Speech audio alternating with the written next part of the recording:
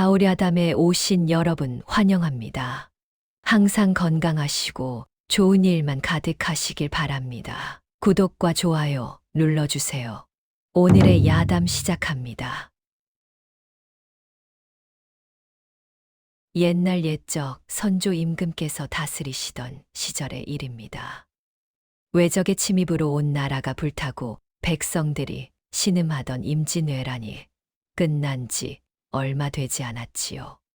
전쟁의 상처가 채 아물기도 전에 세금과 부역이 폭포수처럼 쏟아져 내렸습니다. 전라도 진안 군계의 작은 산초는 더욱 처참했습니다. 탐관오리들이 전쟁의 혼란을 틈타 백성의 피를 짜내었지요.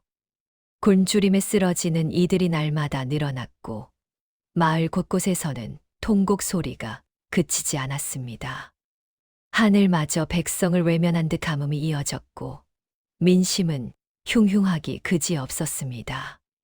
이 산촌의 한 양반댁에 무석이라는 젊은 간호가 살고 있었습니다. 무석은 어린 나이에 부모를 모두 역병으로 잃고 홀로 남은 고아였지요. 주인 댁에 곡식을 나르고 밭을 갈며 하루하루를 살아갔습니다.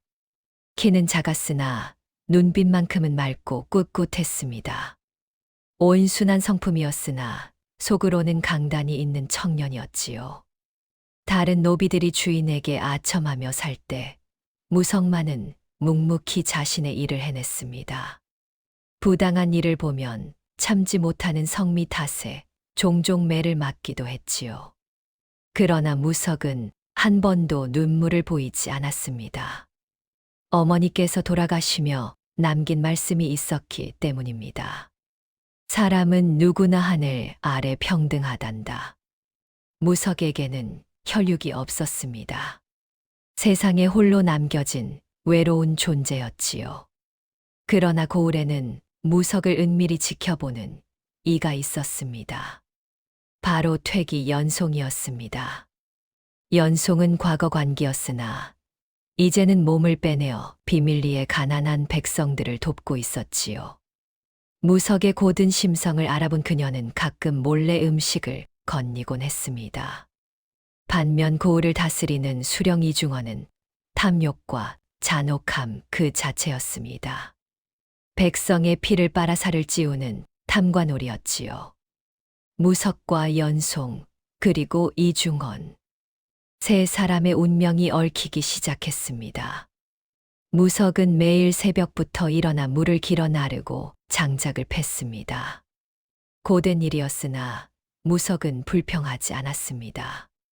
하늘을 우러러 한 점 부끄럼 없이 사는 것, 그것이 무석이 지키려는 작은 행복이었지요.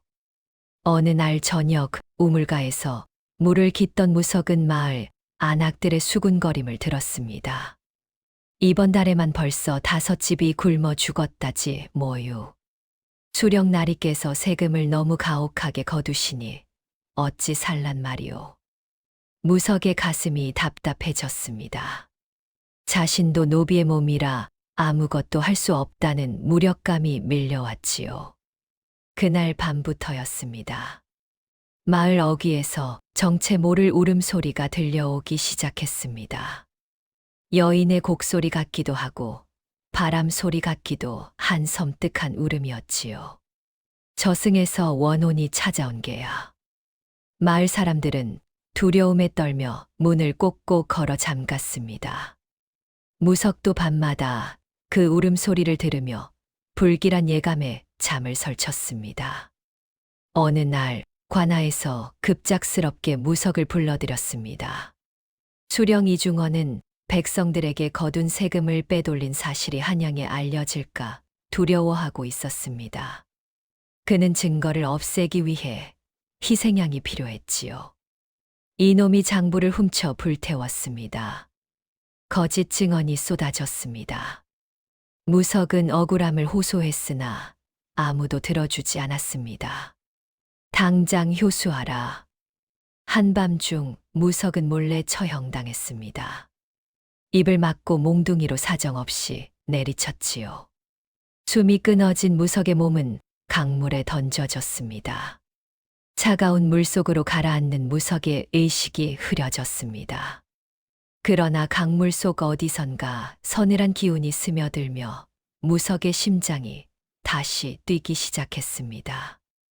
무석은 강가 갈대밭에서 눈을 떴습니다. 온몸이 시렸습니다. 살아있다는 것이 믿기지 않았지요. 어째서 나는 살아난 것인가? 무석은 떨리는 손으로 몸을 더듬었습니다. 분명 죽었어야 했는데 기적처럼 숨을 쉬고 있었습니다. 달빛 아래 강물이 흐르는 소리만 들렸습니다. 무석에게는 두 가지 선택이 있었습니다. 이대로 도망쳐 멀리 떠나든지 아니면 억울한 누명을 벗기 위해 싸우든지. 무석은 한참을 생각했습니다. 어머니의 마지막 말씀이 떠올랐습니다. 사람답게 살아야 한다. 도망치면 편할 것입니다. 그것은 죽은 것이나 다름없었지요. 나는 싸우겠다. 무석은 비틀거리며 일어났습니다. 그러나 어디로 가야 할지 알 수 없었습니다. 몸은 본능적으로 산 쪽을 향했습니다. 깊은 산 속으로, 더 깊은 곳으로 무석의 발걸음이 이어졌습니다. 정신을 잃을 듯 아득해지는 순간, 무석은 산길에 쓰러졌습니다. 얼마나 지났을까요? 무석은 따뜻한 기운에 눈을 떴습니다. 낡은 초막 아니었습니다. 깨어났구나. 백발이 성성한 도사 한 분이 무석을 내려다보고 있었습니다. 눈빛이 깊고 형언할 수 없는 위엄이 서려 있었지요. 소인을 살려주셨습니까? 네 목숨은 아직 끝나지 않았느니라. 도사는 의미심장하게 웃으며 품에서 낡은 비단 보자기를 꺼냈습니다. 그 안에는 노란 종이에 빼곡히 적힌 문서가 들어 있었지요. 이것을 받아라. 때가 되면 네가 알게 될 것이니라. 무석은 떨리는 손으로 문서를 받았습니다. 무슨 내용인지 알 수 없었으나 묘하게 가슴이 뛰었습니다. 감히 여쭙겠습니다. 도사님께서는 어찌 소인을 구해 주셨습니까? 강물에서 네 원혼의 울부짖음이 들렸다. 아직 죽을 때가 아니라 판단하여 구해 주었을 뿐이니라. 도사는 일어서며 말했습니다. 이제 한양으로 가거라. 거기서 네 운명을 찾을 것이니라. 무석이 다시 고개를 들었을 때는 도사의 모습이 연기처럼 사라진 뒤였습니다. 오직 손에 쥔 문서만이 방금의 일이 꿈이 아니었음을 증명하고 있었지요. 무석은 도사의 말을 따라 한양으로 향했습니다. 신분을 들킬까 두려워 거지 행색을 하고 걸었지요. 산길을 넘고 들판을 지나며 사흘을 걸었습니다.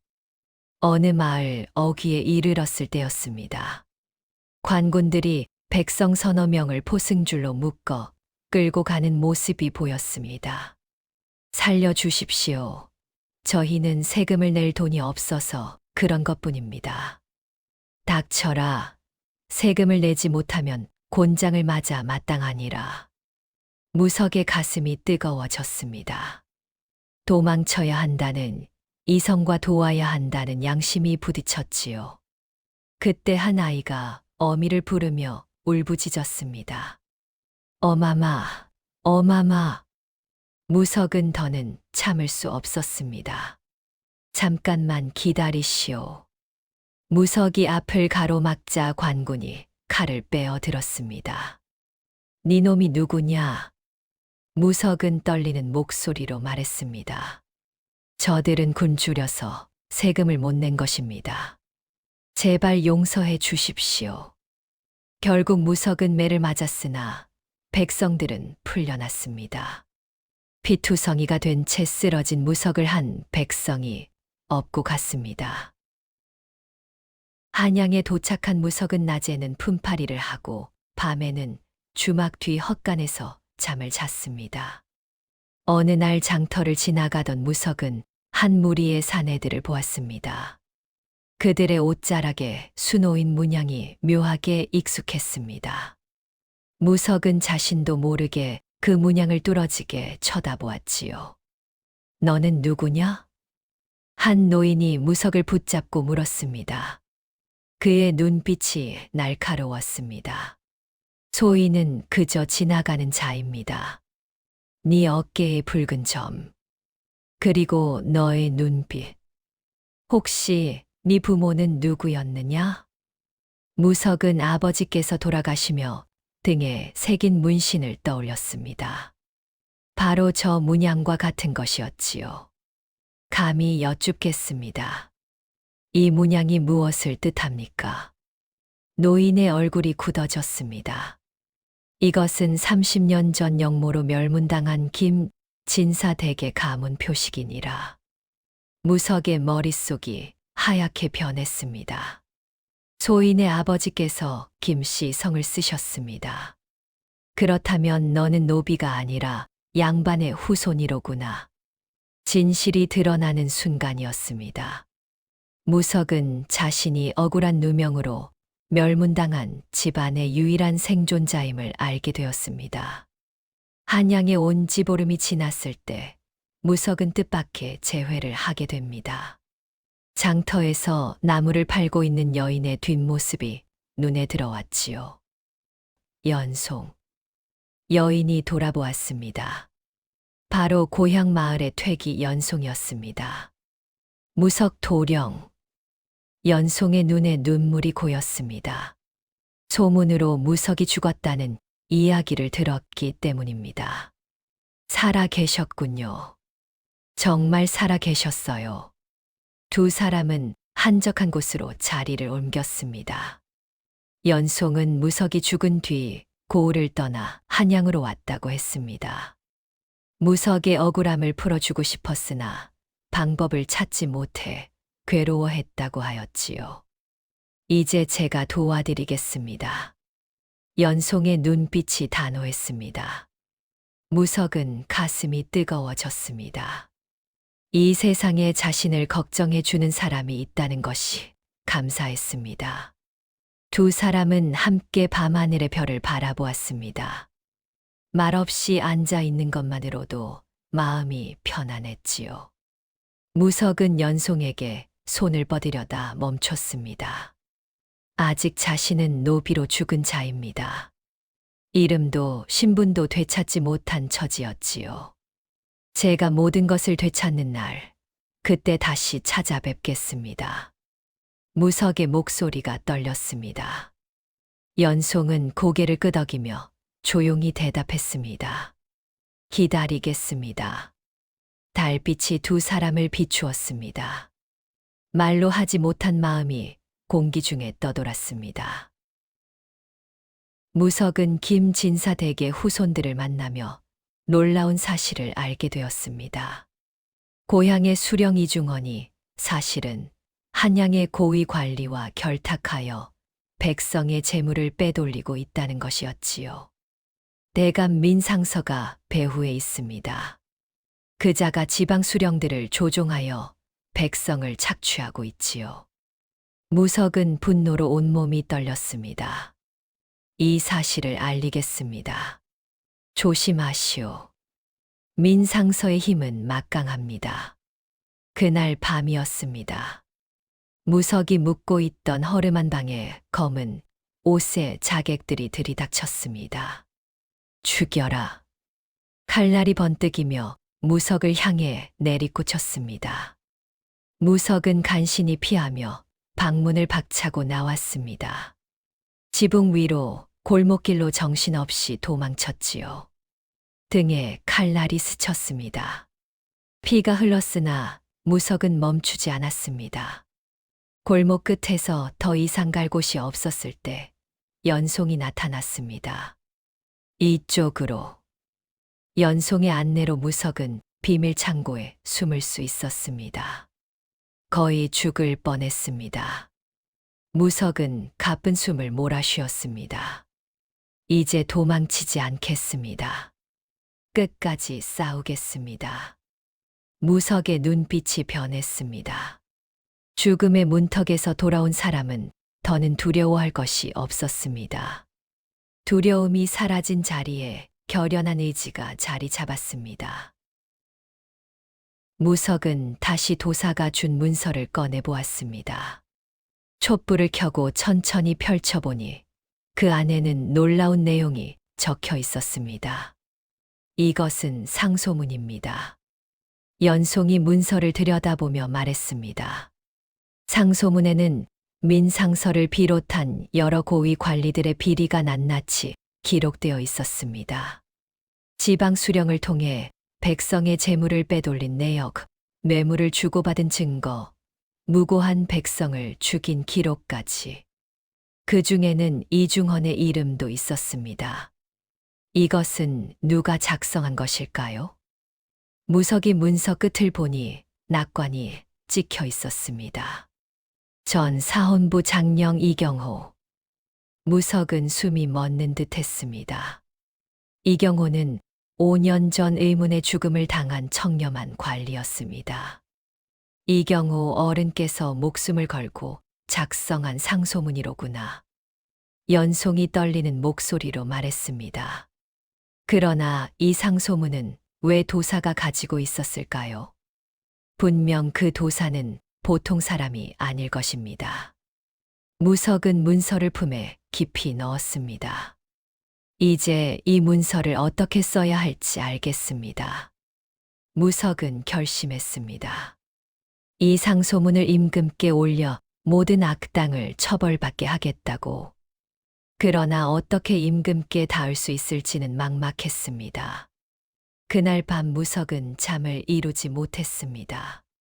촛불을 켜고 앉아 지난 날을 돌아보았지요. 나는 노비로 태어나 노비로 죽었다. 그러나 이제는 알고 있었습니다. 자신은 노비가 아니라 양반의 후손이었습니다. 억울하게 멸문당한 집안의 유일한 생존자였지요. 그러나 신분이 중요한 것이 아니다. 무석은 깨달았습니다. 노비로 살았을 때도 지금도 자신은 한 사람의 인간이라는 것을, 사람답게 산다는 것, 그것이 무엇인가? 어머니의 말씀이 떠올랐습니다. 사람답게 산다는 것은 의로움을 지키는 것이다. 무석은 일어섰습니다. 나는 이제 도망치지 않는다. 노비로 죽었으나 사람으로 다시 살겠다. 무석의 눈빛이 달라졌습니다. 두려움과 망설임이 사라지고 오직 하나의 목표만이 남았습니다. 백성을 짓밟는 자들을 응징하고 억울하게 죽은 원혼들의 한을 풀어주는 것. 그것이 바로 하늘이 자신을 다시 살린 이유라고 믿었습니다. 새벽이 밝아왔습니다. 무석은 새로운 각오로 하루를 맞이했습니다. 사흘 뒤 무석은 김진사 댁의 후손 어른을 만났습니다. 어르신, 제게 방법을 가르쳐 주십시오. 노인은 무석을 한참 바라보다 입을 열었습니다. 사실 우리 집안은 대대로 임금을 가까이서 모셔온 은밀한 신하들이니라. 무석의 눈이 커졌습니다. 그 도사 역시 우리 집안과 관련이 있느니라. 선왕의 비밀 스승이셨지. 노인은 무석이 가진 문서를 다시 펼쳤습니다. 그러고는 문서 안쪽에 숨겨진 주머니를 찾아냈습니다. 이것을 보거라. 그 안에는 작은 패찰이 들어 있었습니다. 암행어사의 마패였습니다. 이경호 어른께서 생전에 암행어사로 임명받으셨으나 악당들에게 죽임을 당하셨지. 그 패찰을 도사께서 보관하고 계셨던 것이니라. 노인이 무석의 손에 패찰을 쥐어주었습니다. 네가 이경호 어른의 뜻을 이어받아 암행어사가 되어라. 내가 임금께 은밀히 아뢰어 칙명을 받도록 하겠노라. 무석은 믿기지 않았습니다. 노비였던 자신이 암행어사가 된다니. 이것이 하늘의 뜻입니다. 노인이 무석의 어깨에 손을 얹었습니다. 보름 뒤 무석은 암행어사의 칙명을 받고 고향으로 향했습니다. 폐찰은 깊이 숨기고 여전히 거지 행색으로 위장했지요. 고을에 도착했을 때 마을은 더욱 황폐해져 있었습니다. 백성들의 얼굴에는 생기가 없었고 곳곳에 굶어 죽은 이들의 시신이 방치되어 있었습니다. 무석은 분노로 이를 갈았습니다. 밤이 되어 무석은 관아로 향했습니다. 그러나 관아 앞에서 기다리고 있던 것은 함정이었습니다. 무석이다. 저놈을 잡아라. 수령 이중헌이 미리 알고 기다리고 있었던 것입니다. 수십 명의 사병들이 일제히 달려들었습니다. 무석은 필사적으로 도망쳤으나 사방이 포위되어 있었습니다. 이번에는 살려두지 않겠다. 이중헌이 비웃으며 칼을 빼어 들었습니다. 그때였습니다. 도령, 연송이 나타났습니다. 그녀도 무석을 따라 고향에 온 것이었지요. 연송, 도망쳐. 그러나 사병들은 연송까지 붙잡았습니다. 이 계집도 함께 죽여라. 이중헌의 명령이 떨어졌습니다.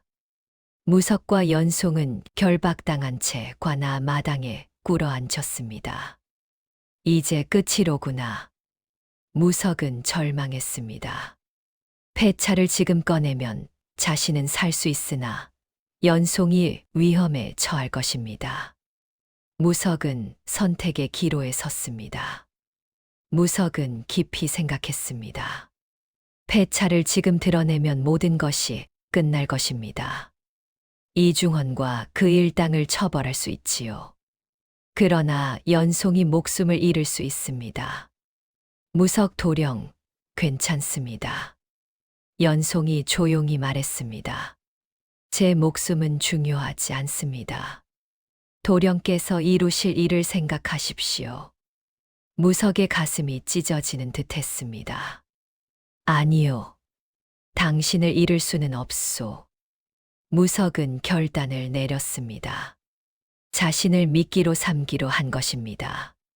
수령, 내게 제안이 있소. 무석이 큰 소리로 말했습니다. 나를 죽이되 저 여인은 놓아주시오. 내가 가진 비밀 문서를 주겠소. 이중헌의 눈빛이 번뜩였습니다. 문서, 무슨 문서 말이냐? 당신과 민상서의 비리를 적은 문서요. 이중헌의 얼굴이 굳어졌습니다. 좋다. 문서를 내놓으면 계집은 살려주지.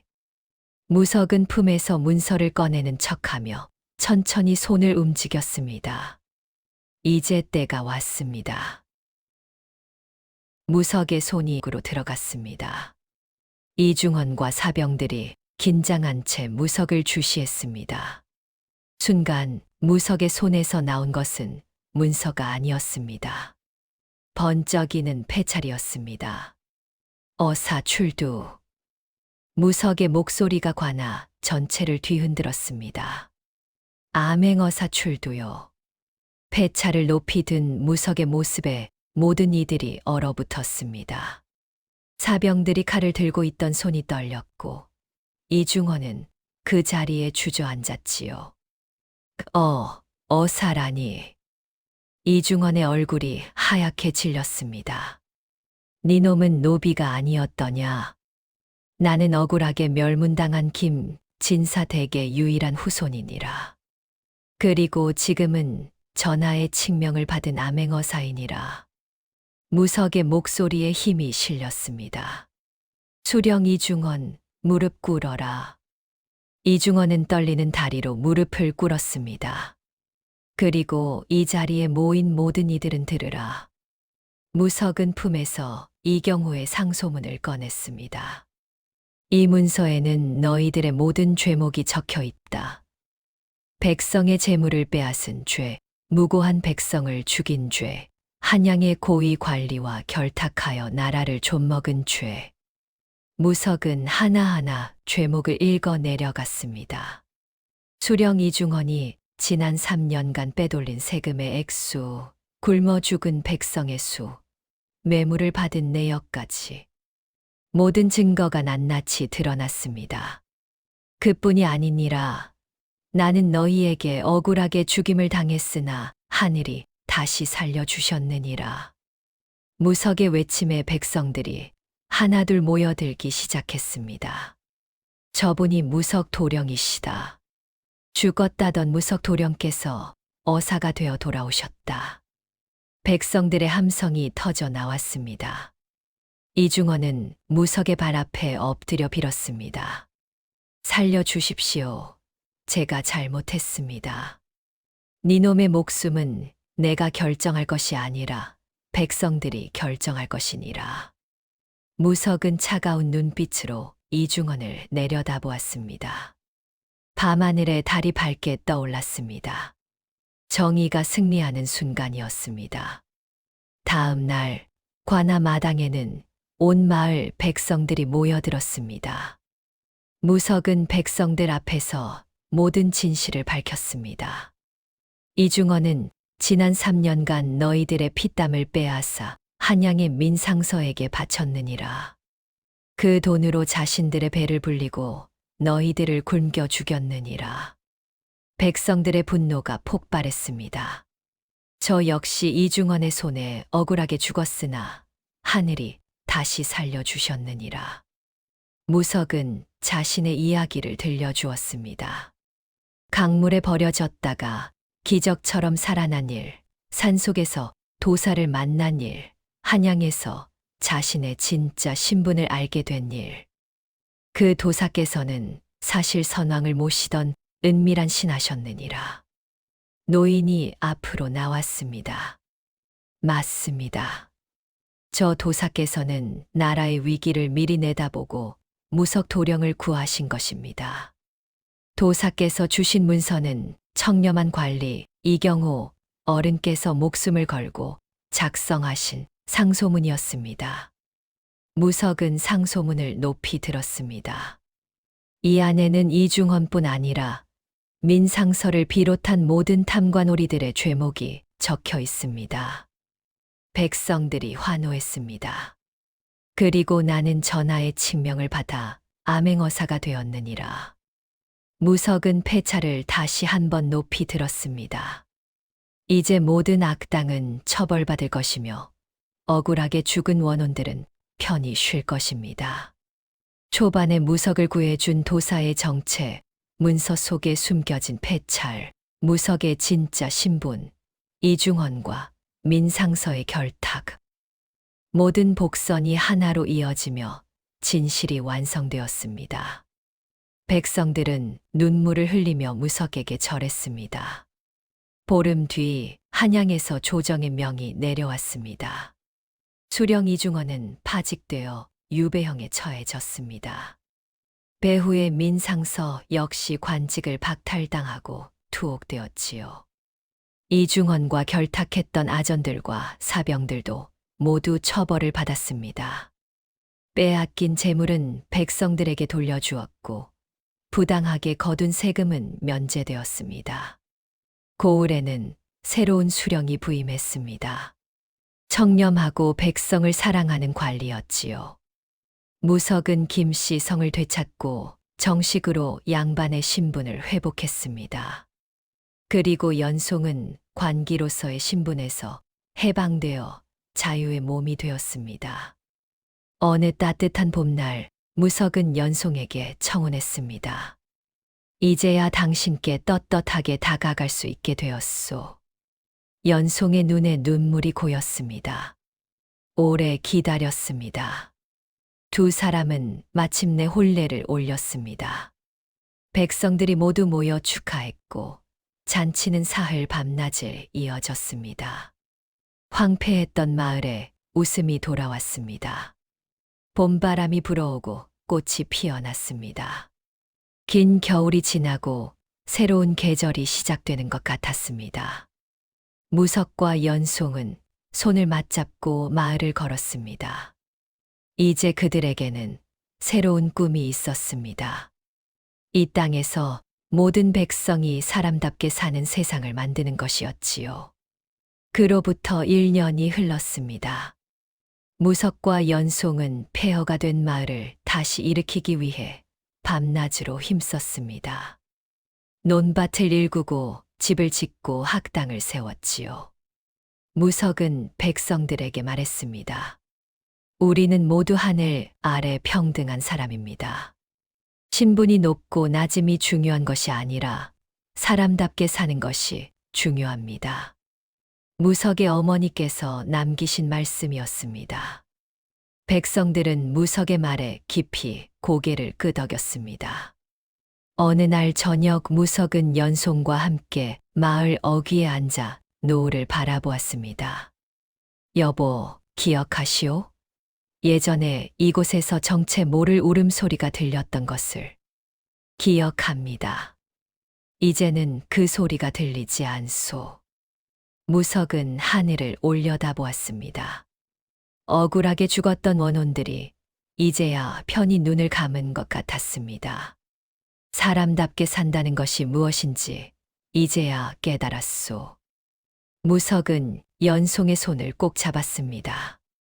그것은 의로움을 지키고 약한 이를 돕고 진실을 말하는 것이요. 바람이 불어와 두 사람의 옷자락을 흔들었습니다. 들판에는 황금빛 벼이익이 물결치고 있었습니다. 아이들의 웃음소리가 들려왔습니다. 무석은 미소 지었습니다. 이것이 바로 자신이 꿈꾸던 세상이었습니다. 옛말에 백절불굴이라는 말이 있습니다. 어떠한 난관에도 굽히지 않고 이겨나간다는 뜻이지요.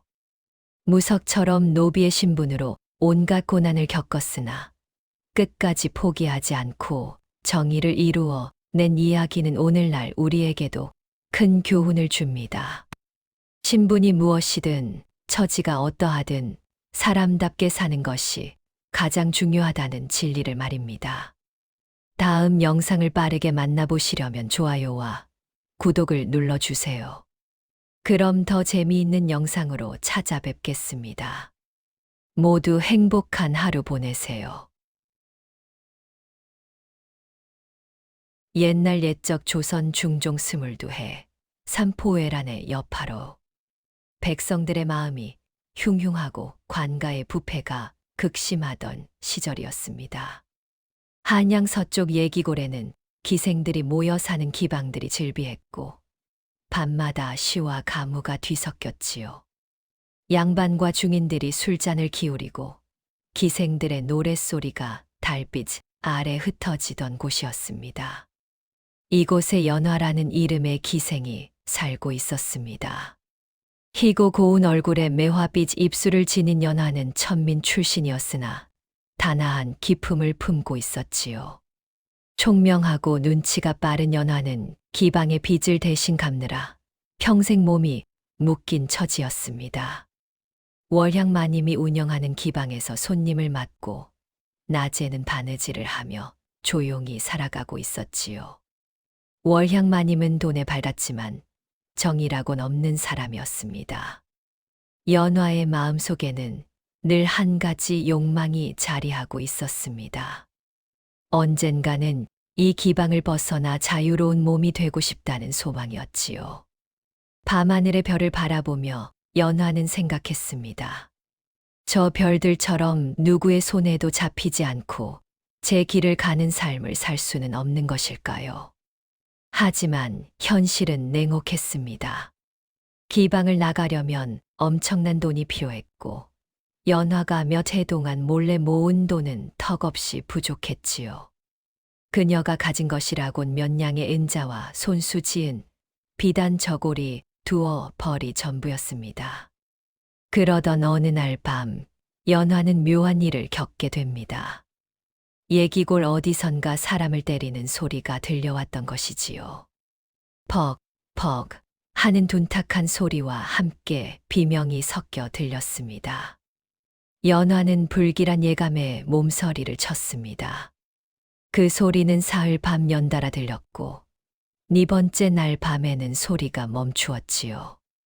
이틀 뒤 연화는 기방 근처에서 무녀 백초를 만났습니다. 백초는 예기골을 떠돌며 점을 봐주고 굿을 하는 무당이었지요.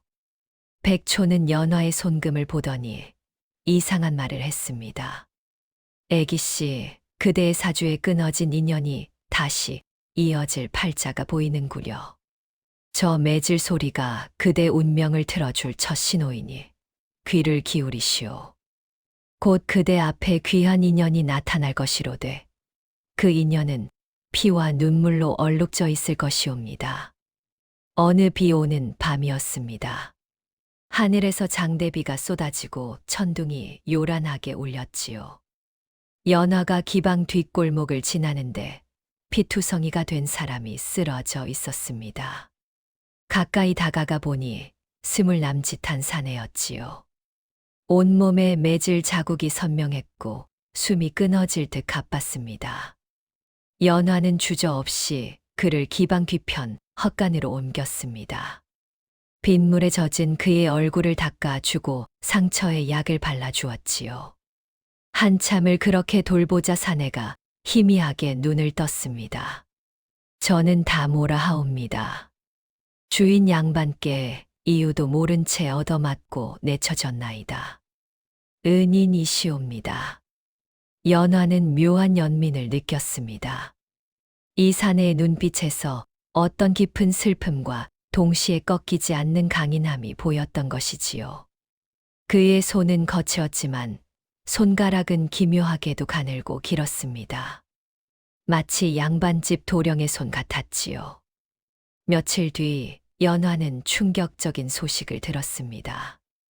다모가 노비시장에 팔려 나간다는 것이었지요. 매질을 견디지 못하고 도망친 노비는 값이 형편없이 낮았습니다. 그 순간 연화의 가슴 속에서 무언가가 요동쳤습니다. 백초 무녀의 말이 떠올랐습니다. 끊어진 인연이 다시 이어질 팔자. 연화는 결심했습니다. 자신이 평생 모은 전 재산을 털어 다모를 사기로 말이지요. 월향마님, 제가 저 머슴을 사고자 하옵니다.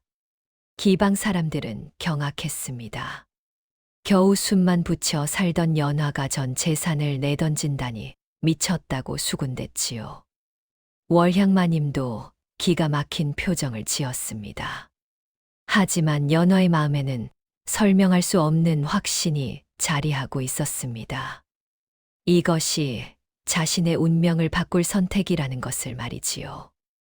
연화는 자신이 모은 은자를 모두 내놓고 다모를 데려왔습니다.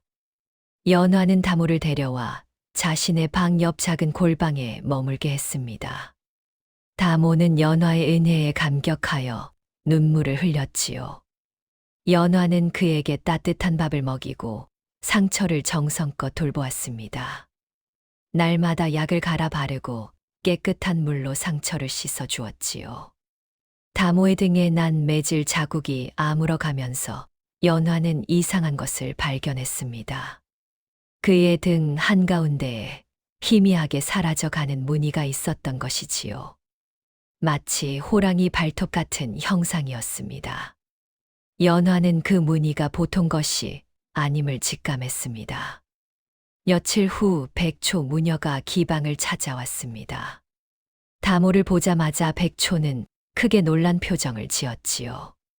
무녀는 다모의 등을 자세히 살피더니 떨리는 목소리로 말했습니다. 애기씨, 저 아이는 평범한 머슴이 아니니 그 인연을 절대 놓치지 마시오. 저 등의 무늬는 범살이라 하여 왕족이나 대가의 핏줄에게만 나타나는 천명의 표식이옵니다. 하오나 저 무늬가 희미해지고 있으니 그의 기운이 끊어지려 하는 것이옵니다. 연화는 믿을 수 없었습니다. 하지만 백초의 눈빛은 진지했고 거짓이 없었지요. 다모 본인도 자신의 출생을 전혀 기억하지 못했습니다. 어릴 적 무언가 끔찍한 일이 있었다는 것만 희미하게 떠올릴 뿐이었지요. 다모는 고개를 떨구며 말했습니다. 저는 제가 누구인지 모르옵니다. 다만 때때로 꿈에서 큰 저택과 비단 옷을 입은 사람들이 보일 뿐이옵니다. 그러던 어느 날 기방에 급한 소식이 들어왔습니다. 다모를 잃은 양반집에서 노비 추쇠군을 보냈다는 것이었지요. 추쇠군은 도망친 노비를 잡아들이는 관군이었습니다. 연화는 재빨리 다모를 지하 창고에 숨겼습니다. 창고 입구를 쌀가마니로 막고 그 위에 온갖 잡동사니를 쌓아 올렸지요. 월향마님은 화를 냈습니다. 니 때문에 기방 전체가 위험해졌구나.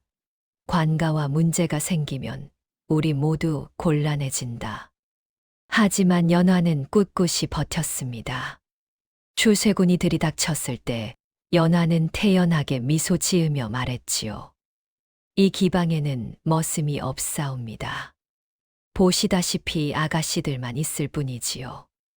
어찌 기방에 산에 머슴을 두겠나이까. 추쇠군은 기방 구석구석을 뒤졌지만 다모를 찾지 못했습니다. 연화의 재치와 기방 아가씨들의 협조 덕분이었지요. 위기가 지나간 후 다모는 창고에서 나와 연화에게 깊이 무릎을 꿇었습니다. 은인이시옵니다. 제 목숨을 2번이나 구해주셨으니 이 은혜를 평생토록 갚겠나이다. 연화와 다모는 점점 가까워졌습니다. 연화는 다모에게 천자문부터 시작하여 그를 가르쳤고 다모는 기방의 허드레시를 도우며 은덕을 갚으려 했지요. 물을 길어오고 장작을 패고 마당을 쓸었습니다. 다모는 배움이 빨랐고 한 달도 지나지 않아 간단한 글을 읽고 쓸 수 있게 되었지요. 연화는 다모의 총명함에 감탄했습니다. 어느 날 저녁 연화가 손님을 위해 검은고를 타자 다모가 갑자기 멈칫했습니다. 그의 얼굴이 창백해지더니 눈에서 눈물이 흘러내렸지요. 이 소리를 들으니 어릴 적 제가 큰 사랑채에서 아버님과 함께 검은고를 배우던 기억이 떠오르옵니다. 저는 분명 어딘가의 자제였던 것 같사옵니다. 연화는 놀랐습니다. 다모는 단순한 머슴이 아니었던 것이지요. 그날 밤 연화는 다모의 얼굴을 달빛 아래서 유심히 바라보았습니다. 다모의 옆 얼굴에는 어딘가 범상치 않은 기품이 있었지요. 높은 콧날과 짙은 눈썹, 단정한 인매. 연화의 가슴이 두근거렸습니다. 이 두근거림이 연민인지 다른 감정인지 연화 자신도 알 수 없었지요. 기방을 자주 드나들던 검은 고객 명석 도령은 연화와 다모의 관계를 날카롭게 눈여겨보았습니다.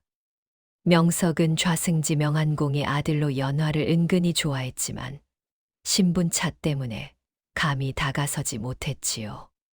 하지만 천한 머슴이 연화와 가까워지는 것을 보자 마음속에 질투심이 불타올랐습니다. 어느 날 명석은 연화를 불러 세웠습니다. 연화, 그대는 어찌 그 머슴과 그리 가까이 지내는가? 기생이 머슴과 어울린다면 채통이 말이 아니지 않은가? 다모는 제 은인이옵니다.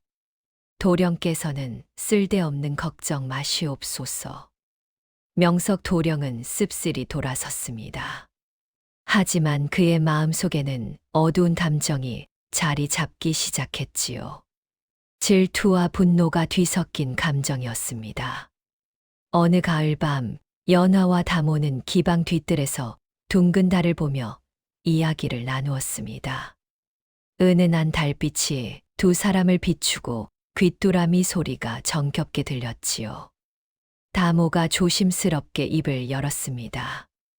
연화 낭자, 제가 낭자를 처음 봤을 때부터 묘한 느낌을 받았사옵니다.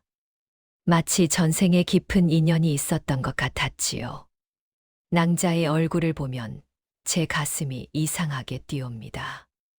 연화의 뺨이 붉어졌습니다. 달빛이 두 사람을 은은하게 비추었고 가을바람이 나무잎을 흔들었지요. 연화는 한참을 말없이 있다가 조용히 미소를 지었습니다. 그 순간만큼은 신분도 처지도 잊고 싶었습니다. 하지만 평화는 오래가지 못했습니다.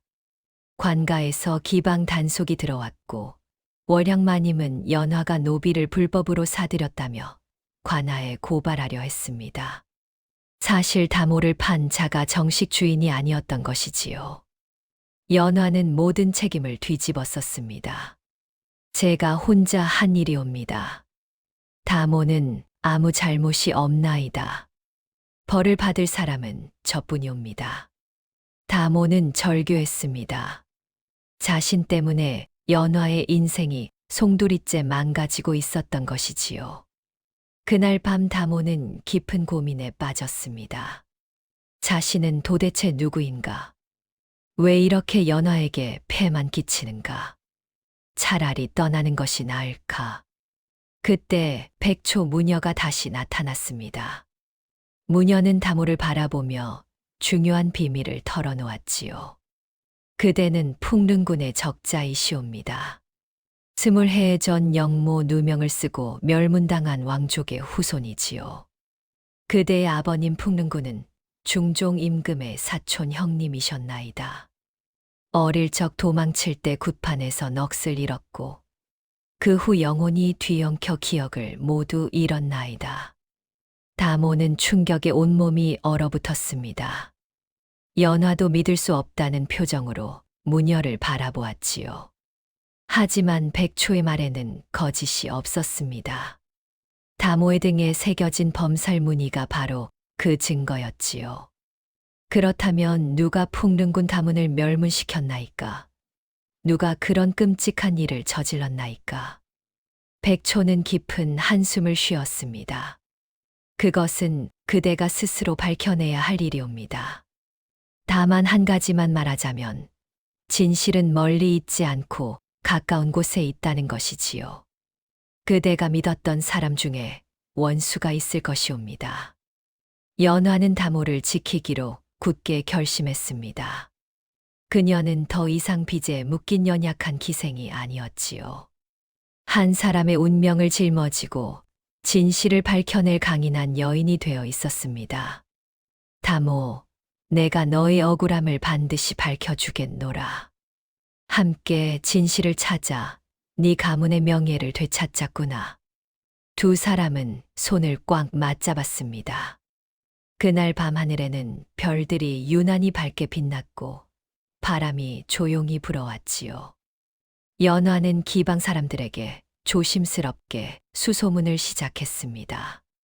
20해 전 풍릉군 가문이 영모로 몰려 멸문당한 사건에 대해 낮은 목소리로 물어보았지요. 기방에는 온갖 소문과 정보가 모이는 곳이었습니다. 그러던 중 연화는 놀라운 사실을 알게 되었습니다. 당시 풍릉군의 영모를 고발했던 사람이 다름 아닌 좌승지 명한공이었다는 것이지요. 그리고 명한공은 바로 명석도령의 아버지였습니다. 연화는 온몸에 전율이 흘렀습니다. 자신도 모르게 거대한 권력의 그물 한가운데 들어와 있었던 것이지요. 명석도령이 연화에게 집요하게 호감을 보인 것도 기방을 자주 드나든 것도 모두 우연이 아니었습니다. 혹시 그들이 다모의 정체를 눈치챈 것은 아닐까? 연화는 두려움을 느꼈습니다. 연화가 진실을 파헤치려 하자 명한공이 먼저 움직였습니다. 어느 날 새벽 포졸들이 기방에 갑자기 들이닥쳐 연화를 체포했지요. 역적의 자식을 숨기고 도운 죄로 체포하노라. 연화는 포승줄에 묶여 끌려가면서도 다모를 똑바로 바라보았습니다. 그녀의 눈빛은 말하고 있었지요. 너만은 살아남아라. 진실을 밝혀라. 다모는 절망에 빠졌습니다. 연화를 구하지 못하는 자신이 한없이 무력하고 비참했습니다. 그날 밤 다모는 백초 무녀를 필사적으로 찾아갔지요. 무녀님, 제발 제 기억을 되돌려 주시옵소서. 연화 낭자를 구하고 싶사옵니다. 제가 할 수 있는 일이라면 무엇이든 하겠나이다. 백초는 고개를 끄덕였습니다. 무녀는 강가에서 큰 구판을 벌였습니다. 북소리가 천지에 울려 퍼지고 무녀가 신령을 부르며 춤을 추자 다모의 머릿속에 잃어버린 기억들이 물밀듯이 쏟아져 들어왔지요. 아버지 풍릉군의 자애로운 얼굴, 어머니의 따뜻한 손길, 관군이 저택에 들이닥치던 그 피 비린내 나는 날, 명안공이 거짓 증거를 들이밀며 아버지를 끌고 가던 순간, 모든 것이 생생하게 떠올랐습니다. 다모는 바닥에 주저앉아 통곡했습니다. 그리고 이를 악물며 일어섰지요. 그는 죽음을 각오하고 자신의 정체를 세상에 드러내기로 결심한 것이었습니다. 다모는 명안공의 저택 앞으로 곧장 걸어갔습니다. 나는 풍릉군의 적자 이담이로다. 명안공, 그대가 거짓 영모로 우리 가문을 멸한 죄를 오늘 밝히겠노라. 한양 장안이 발칵 뒤집혔습니다. 죽은 줄 알았던 풍릉군의 아들이 살아 돌아왔다는 소문이 순식간에 퍼졌지요. 명안공은 당황했지만 애써 태연한 척했습니다. 미친놈이 헛소리를 하는구나. 증거도 없이 무슨 망발이냐. 당장 저놈을 잡아들여라. 하지만 다모는 물러서지 않았습니다. 그는 대궐 앞 육조거리에 나가 자신의 웃옷을 벗어 등을 드러냈지요. 백초 무녀가 하늘의 신령을 불러 제를 올리자 희미했던 범살 무늬가 점점 선명하게 드러나기 시작했습니다. 왕족만이 가진다는 호살문이 환하게 빛을 발했지요. 구경하던 백성들이 모두 무릎을 꿇었습니다. 조정의 대신들이 크게 술렁였습니다. 범살 무늬는 거짓으로 만들 수 없는 하늘이 내린 천명의 표식이었습니다. 명안공의 얼굴이 새하얗게 질려갔지요. 이럴 수가. 그럴 리 없다. 백초 무녀가 조정 앞에서 증언을 시작했습니다. 20해 전 명안공이 권력욕에 눈이 멀어 풍릉군 가문을 모함했다는 진실을 낱낱이 밝혔지요. 명안공은 풍릉군의 자리와 재산을 탐내어 거짓 영모를 꾸며낸 것이었습니다. 증거도 조작하고 증인들에게 뇌물을 먹였지요. 결국 명안공은 더 이상 버티지 못하고 죄를 인정할 수밖에 없었습니다. 그는 관직을 박탈당하고 먼 섬으로 귀향을 떠났지요. 명석 도령은 아버지의 죄를 알고 크게 절망하여 관직을 내놓고 산속으로 들어가 버렸습니다. 연화는 즉시 풀려났습니다. 다모는 감옥에서 나오는 연화를 보자마자 달려가 깊이 무릎을 꿇었지요. 은인이시옵니다. 나를 살려주셨고 내 잃어버린 역사를 되찾게 해 주셨나이다. 은혜를 어찌 갚아야 할지 모르겠나이다.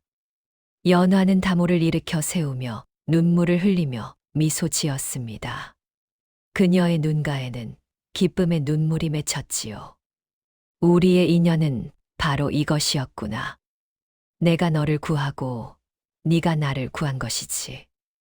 이것이 하늘이 정한 운명이었던 것이로다. 다모는 풍릉군의 적자로 지위를 회복했습니다. 조정에서는 풍릉군 가문의 억울함을 풀어주고 몰수했던 재산을 모두 돌려주었지요.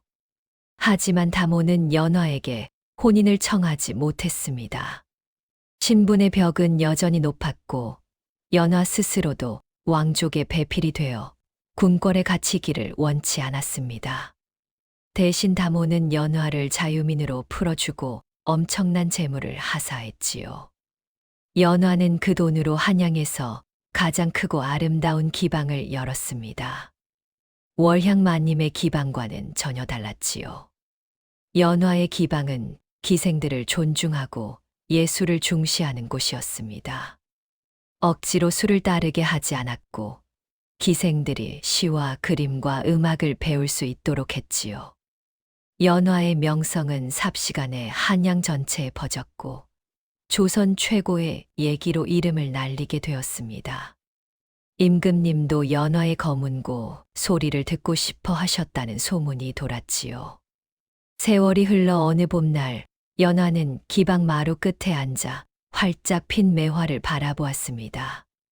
다모는 이제 조정의 중신이 되어 나라를 위해 충성을 다하고 있었지요. 두 사람은 부부로 함께할 수 없었지만 서로의 삶을 구원한 깊은 인연이었습니다. 가끔 다모는 연화의 기방을 찾아와 검은고를 들으며 옛 추억을 떠올리곤 했습니다. 연화는 매화꽃 잎이 바람에 흩날리는 것을 보며 조용히 속삭였습니다. 인연이란 잃은 것이 다시 되돌아오는 법이지. 그날 밤 얘기골에 흐르는 연화의 검은고 소리는 유난히 애틋하고 아름답게 울려 퍼졌습니다. 연화가 매맞던 머슴에게 전 재산을 주고 그로 인해 운명이 완전히 바뀐 이야기는 100년이 지나도록 사람들의 입에 오르내렸지요. 어떤 이는 이 이야기를 듣고 눈물을 흘렸고 어떤 이는 용기를 얻어 자신의 운명에 맞섰습니다. 옛말에 백절불굴이라는 말이 있습니다. 어떠한 난관에도 굽히지 않고 이겨나간다는 뜻이지요. 연화는 자신의 전 재산을 걸고 운명에 당당히 맞섰고 결국 자유와 명성을 얻었습니다. 또한 인연이란 끊어진 듯 보여도 하늘이 정해놓은 것이라면 반드시 다시 이어진다는 진리를 온몸으로 보여주었지요. 우리는 때로 큰 결단 앞에서 두려워하지만 진심을 다하면 하늘이 반드시 도와준다는 교훈을 이 이야기는 전해줍니다. 다음 영상을 빠르게 만나보시려면 좋아요와 구독을 눌러주세요. 그럼 더 재미있는 영상으로 찾아뵙겠습니다. 모두 행복한 하루 보내세요.